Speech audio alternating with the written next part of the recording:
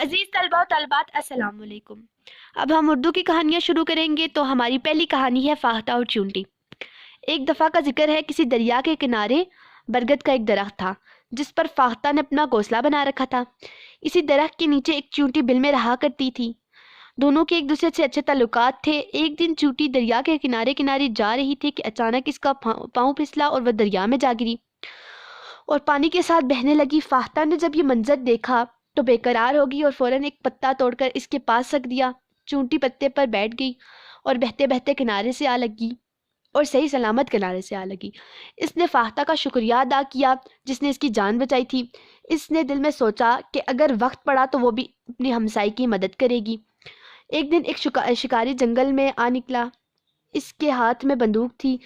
اس نے فاختہ کو دیکھا اور نشانہ باندھ دیا۔ فاختہ بے خبر تھی مگر چونٹی نے اسے دیکھ لیا اور فوراً اس کی طرف دوڑی اور اس کے پاؤں پر کاٹ لیا۔ شکاری درد سے تڑپ اٹھا، بندوق اس کے ہاتھ سے گر گئی اور اس کا نشانہ ہتھا ہو گیا۔ بندوق کی آواز سن کر فاختہ اڑ گئی اور اس کی جان بچ گئی۔ یہ سچ ہے کہ بلائی کبھی رائیگاں نہیں جاتی۔ اس انسان نے ایک نہ ایک دن نیکی کا بدلہ پا ہی لیتا ہے۔